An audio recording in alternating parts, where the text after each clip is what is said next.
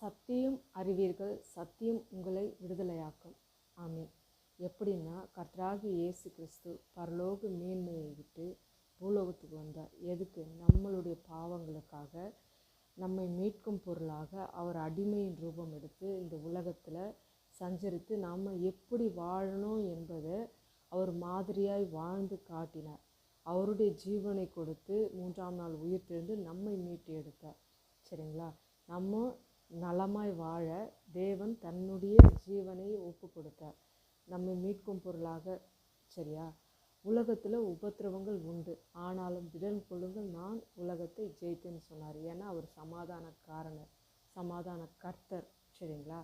அதனால் மீட்கும் பொருளை கொடுத்தார். அதுதான் சத்தியம். அதை நம்ம விசுவாசிக்கும் போது சத்தியம் அறிவீர்கள், சத்தியம் உங்களை விடுதலையாக்கும் என்ற வார்த்தையின்படி நம்மளை மீட்டு எடுக்க வல்லமை உள்ள தேவனாய் இருக்கிறார்.